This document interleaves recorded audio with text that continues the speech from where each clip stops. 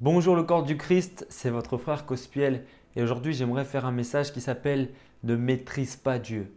C'est important de connaître le Seigneur, c'est important d'avoir de la connaissance, d'être sincère, d'avoir plein de choses, mais il est très dangereux de croire connaître les choses de Dieu parfaitement jusqu'à même maîtriser Dieu. C'est-à-dire, ça se passera comme ça, comme ça, comme ça, comme ça, sans même avoir prié. Ça se passera comme ça pour que Dieu fasse sa délivrance. Ça se passera de cette manière pour qu'elle soit guérie. Il faut qu'elle prenne la Sainte Seine, elle sera guérie. Parce qu'une fois, ça l'avait fait. Une fois, ça avait marché. Il faut dire le nom du démon et le proclamer, poser sa main sur son front et ça partira. Et en fait, tu te dis tout le temps, j'ai un protocole, j'ai une manière de faire et Dieu fera toujours de la même manière. Mais moi, j'aimerais te poser cette question. Où est la part de l'esprit dans tout cela? Parce que la Bible nous dira bien dans 2 Corinthiens 3,6, la lettre tue, mais l'esprit vivifie. Parce que beaucoup d'entre nous sommes dans des protocoles où on va parler en langue pendant 30 minutes. Après, on va commencer une adoration. Après, on va faire des supplications. Après, on va rendre grâce. Après, on va demander. Après, on va clôturer en remerciant. Et on fait toujours de la même manière. Et c'est alors qu'on va voir un culte où il y aura les annonces, les offrandes, le message, adoration et encore les annonces. Et en fait, c'est un petit peu dommage parce que le Saint-Esprit, il a cette capacité en fait de nous donner la combinaison du cadenas. C'est-à-dire qu'il y a un cadenas dans ta vie, il y a quelque chose qui est bloqué. Et toi, tu te dis, bon, ça avait marché pour tel problème, donc je vais faire de la même manière parce que ça sera sûrement la même combinaison sur ce cadenas. Mais en fait, Dieu est le maître des combinaisons. Il va te donner des choses à faire, il va t'inspirer des paroles, il va t'inspirer des gestes, il va t'inspirer des connexions, des choses à faire que toi tu n'aurais même pas pensé et qui n'ont même peut-être rien à voir avec cette situation. Regarde, je te donne un exemple bien concret. Par exemple, tu es là et tu te mets à prier pour un ministère, tu te mets à prier pour un pasteur. Et pendant que tu pries, il y a une pensée qui vient et qui te dit, tu devrais prier pour ton mariage. Alors là, tu dis, bon, je vais commencer à arrêter de prier pour le pasteur et pour son ministère parce qu'il va falloir que je prie pour mon mariage. Et en fait, peut-être que cette pensée, c'est toi-même. Tu culpabilises de ne pas prier pour ton mariage. Tu culpabilises en fait que si tu pries trop pour les autres, tu prieras plus assez pour toi. Et en fait, c'est une pensée très religieuse. Parce que peut-être que le Saint-Esprit veut te pousser à prier pour ce pasteur pendant longtemps dans une grosse intercession pour que ton mariage se déverrouille. Parce qu'en fait, il est celui qui maîtrise les combinaisons. Et lorsque tu vas commencer à évangéliser, lorsque tu vas rentrer chez toi, tu vas voir que la relation avec tes parents vont commencer à changer. Et tu vas te dire, mais je ne comprends pas. Je n'étais pas en train de prier pour que ma relation avec mes parents s'arrange, mais en évangélisant, ma relation avec mes parents s'est arrangée. Mais parce qu'en fait, le Seigneur sait pourquoi il fallait que tu évangélises ce jour-là. C'était en fait le code du cadenas, la combinaison du cadenas. Alléluia. Et nous, on pense que c'est toujours la même manière. Bon, écoute, j'ai un petit problème financier, je vais faire une grosse offrande à Dieu. Et en fait, tu n'essaies même pas de demander au Saint-Esprit, qu'est-ce que tu aimerais, Seigneur, que je puisse faire? Que veux-tu m'enseigner au travers de ce désert financier? Qu'est-ce que tu veux m'enseigner au travers de ce problème, de cette embrouille avec telle personne? Parce que on a du mal à se remettre en question. On pense tout connaître, on pense maîtriser le Saint-Esprit, maîtriser l'onction. Et en fait, moi, le Saint-Esprit m'a dit, arrête de vouloir me maîtriser. Et à force de me maîtriser, tu vas finir par me mépriser. Donc, j'ai dit, Saint-Esprit, je lui ai mis un tapis rouge spirituel. Je lui ai dit, Père, que veux-tu que je fasse aujourd'hui? De quelle manière veux-tu que je prie? De quelle manière veux-tu que je lise la Bible? Et en fait, il y a une frustration qui a quitté mon cœur.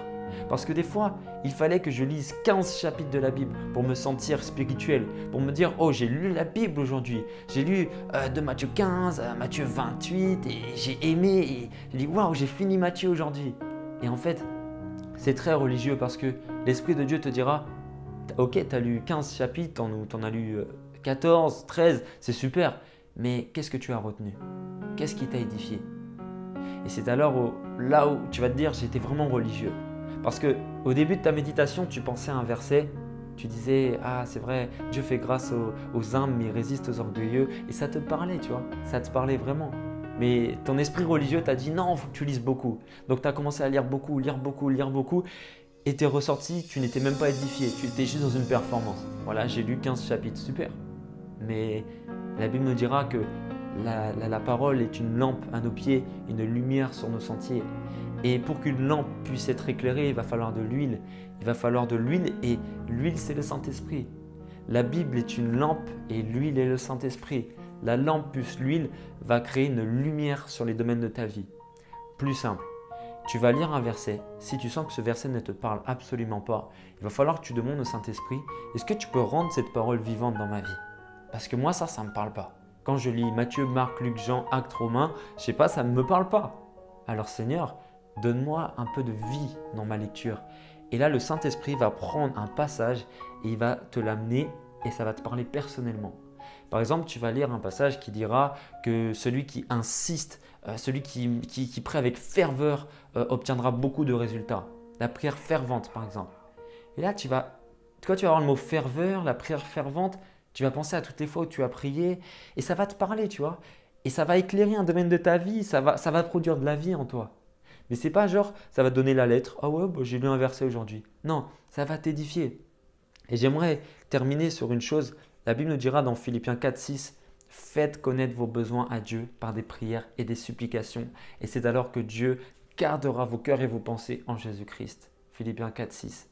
J'aimerais vraiment qu'au lieu que tu te plaignes à ta copine, à ton copain, à ton collègue, qu'aujourd'hui tu prennes cette décision d'être dépendant du Saint-Esprit et de ne pas vouloir maîtriser Dieu où tu arrives, tu as déjà plein de décisions dans ton cœur.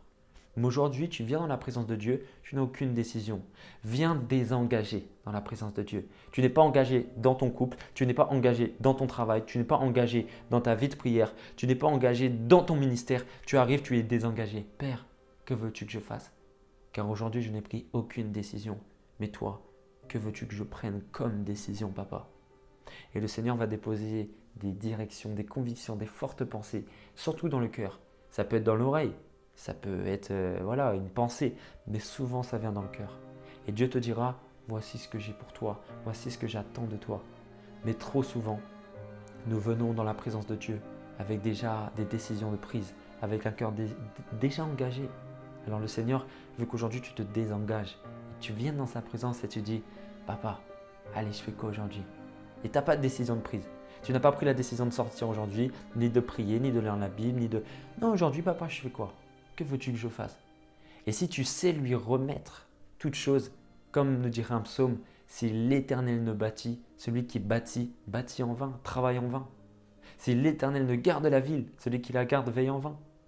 C'est-à-dire que si tu sais prier avant toute chose, tu prouveras à Dieu que tu es humble. La Bible nous dira dans Luc 18, dans la parabole du publicain, du collecteur d'impôts, ça dit « Dieu résiste aux orgueilleux, mais il fait grâce aux humbles. » Et Dieu élève les humbles. L'orgueil se révèle chaque fois que tu as pris une décision sans avoir préalablement demandé à Dieu en étant désengagé. Je répète, l'orgueil se révèle à chaque décision que tu as pu prendre sans avoir préalablement demandé à Dieu avec un cœur désengagé. Que Dieu vous bénisse et partagez cette vidéo. Retenez cette dernière phrase que j'ai citée 2 fois. Retenez-la. Toujours tu as une décision à prendre, même petite. Demande à Dieu. Alléluia. Partagez bien cette vidéo et que toute la gloire soit pour Jésus. J'en profite pour faire cet appel au don pour le Congo, Kinshasa, qui sera en août. Il y aura le lien en haut de la vidéo. Ça sera vraiment merveilleux si vous mettiez votre pierre à l'édifice pour que l'évangile soit prêché une fois de plus. Alléluia. Je ne serai pas le premier à prêcher au Congo et je ne serai pas le dernier. Au nom puissant de Jésus, soyez tous bénis.